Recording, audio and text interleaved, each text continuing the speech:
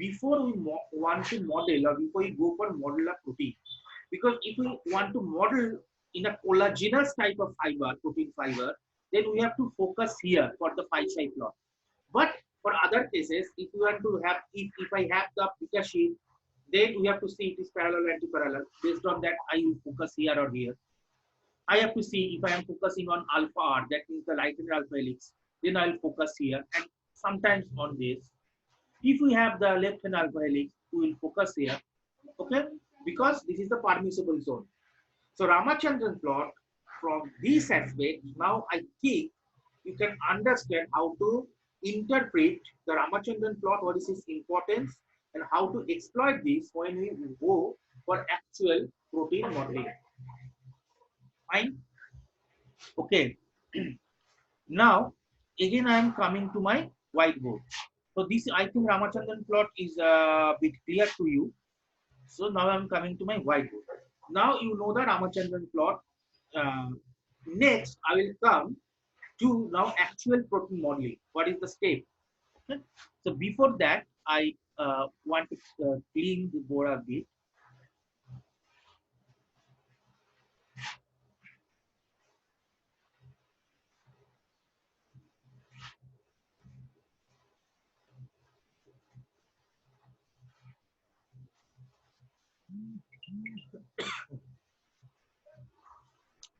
Okay.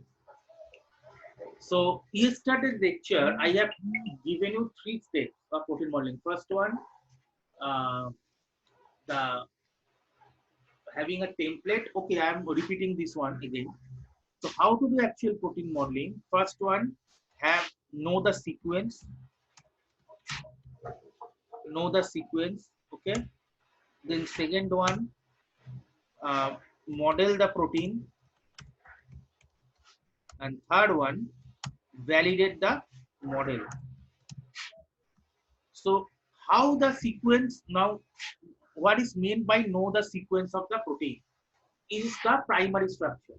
You have to know the sequence of amino acids before modeling the protein. Because if you know nothing, even if you do not know the sequence, then you cannot do the model. Because at least we want to have some information. Based on that, we want to do the modeling. So at least we have to know the sequence of the protein. Okay, then we can build the tertiary structure based on the sequence. So how to know the sequence of the protein? I can show you how to know the sequence of the protein. Go to here, just very simple thing. For example, this is Ramachandran. Okay, just go to Google. Okay, then go to NCBI. NCBI means National Center for Biotechnology Information. Okay, NCBI, go to NCBI site. Here from you can get all the sequences of proteins and nucleic acids and genes, all these things. Okay, so in the left checkbox, select protein. You see there is one protein. There is protein, there is nucleotide, there is gene. So just select protein. And then you type the name of the protein you want to have. For example, if I want to have, say superoxide dismutase. Superoxide dismutase, very popular antioxidant protein. Then of which species? There, every species from mammals to insects to toads to fish, everywhere there is SOD. So say I want to have of mammals, so Homo sapiens. I have to put the scientific name. Then search. If you put search, it will search for that protein sequence. Now you see, superoxide dismutase Homo sapiens has come. This is partial 35 amino acid protein, 32 amino acid protein. We have to look which one is, all these are partial. Now here you see superoxide dismutase, this is full 240 amino acid protein. Then again one is 220 amino acid protein. Why this is 240 and there is 222? Both are superoxide dismutase. Maybe these two are isoforms. There may be isoforms of protein, means one protein may have some allosteric forms or some other isoforms, or some portion maybe is not given here. So I will take the better one, that is superoxide dismutase here. So just click on this, you'll get this page. On the bottom of this page, you'll have this is the sequence of the superoxide dismutase. So this is given in gene bank format. This is the small letters. I want to have this in capital letters. Okay. So just go to here, FASTA format. FASTA is the format on which various biological database language are written. There is a format based with various programs of bioinformatics are written. So it's better to go to the FASTA format. So you see, I have gone to the FASTA format. This is the accession number. This is the number of this protein. Each protein has unique accession number. It's like an ID. Every student has an ID, roll number or ID. Similarly, this is the ID of the protein in the biological database, NCBI database. In NCBI database, mostly all protein sequences you can find. If it is discovered, if it is not discovered, you cannot find. But if it is discovered, you can get almost all the protein sequences of any organism here. Okay, so this is your protein sequence. Okay, from here you can get the protein sequence. So say I do not have the superoxide dismutase structure, so I have to model it. Okay, I do not have the superoxide dismutase structure. I do not have the structure means where? I do not have the structure in PDB, protein data bank, because protein data bank is the authentic database where from I can retrieve the protein structure. I have already told you during docking lecture or structure based drug design lecture that from PDB we have the crystallographic or NMR derived actual structure of protein. So if I do not have the structure there, that means no authentic structure of protein is reported.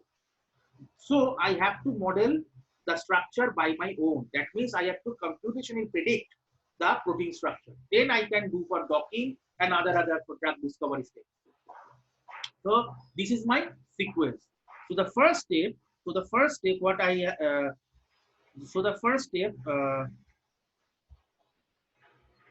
here, the know the sequence. Now you can understand how can I know the sequence. Then go for model the protein. Now this is the major step, how to model the protein. Now once you have the sequence, say you have the sequence like amino acid 1, amino acid 2, something like this, to amino acid N, amino acid 2, so amino acid N. So next step, you can, if I want to predict the tertiary structure for this, I cannot predict only from sequence. I cannot predict only from sequence. So I have to have some template proteins. What is called? Template proteins. Template proteins. Template proteins or protein templates, whatever you say. Template proteins or protein templates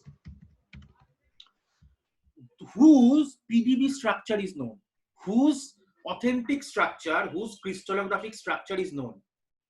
And based on these crystallographic structures of these proteins, I will try to predict this unknown protein structure.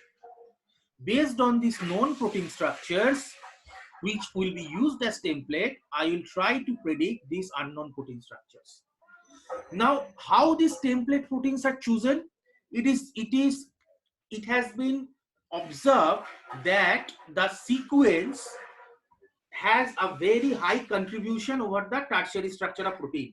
It has been seen that the sequence based on the protein sequence is basically the tertiary structure of a protein is constructed or is governed.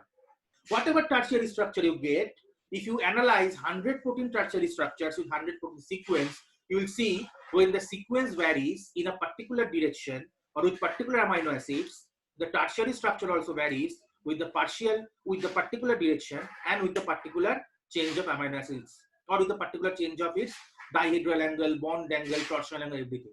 So basically, which one is governing the tertiary structure? The sequence. That means the sequence has a high correlation with this tertiary structure.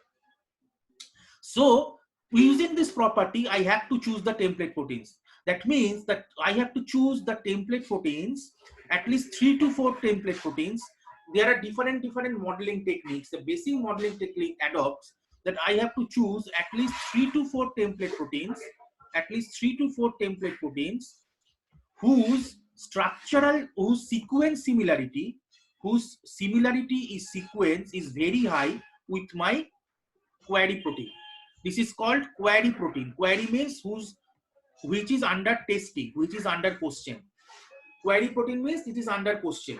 I am going to solve this. You are going to solve this. So this is called query proteins and this is called template proteins. So template proteins will have a very high structural similarity with this protein. This is called homology match. This is called homology match of the sequence, and that's what is called homology modeling. Homology match of the sequence will be of the template proteins will be very high with the query protein. Okay, how to find this? I will show you. So once you get these template proteins, which are the very high homology match of the sequence of the template proteins, okay, you can take that template proteins for your molecular modeling or for your protein modeling.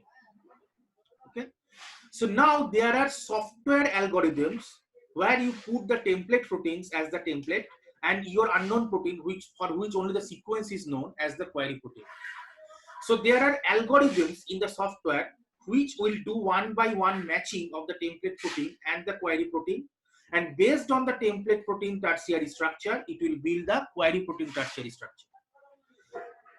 Based on, I am again repeating, the software will have the template proteins, that 3 to 4 or 4 to 5 template proteins together, and it will have the query protein also.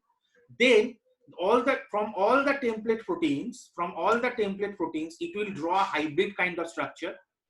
Okay, from all the template proteins, it will draw a hybrid kind of structure that usually, if the proteins have this much of sequence, this will have this kind of structure. And from that hybrid structure, it will match again the sequence of those proteins and this protein. And from the hybrid structure, it will predict your protein structure, this query protein structure. Okay. So what are the softwares? There are different softwares. One popular software is Modeler. Which is a very universally acceptable software for homology modeling of protein. There are other softwares also like Swiss model. Swiss model. Swiss model is the is given by European Molecular Biologist Union, EMBL, who have contributed to PDB database, the Swiss model, the Swiss PDB. Okay, this is also called UniProt modeling. That is protein. UniProt is a database where you find that unique properties of proteins. This is also called UniProt modeling server or European Molecular Biology Union modeling server. This also you can do, or Modeler also you can do. Modeler is a basically Python based programming language.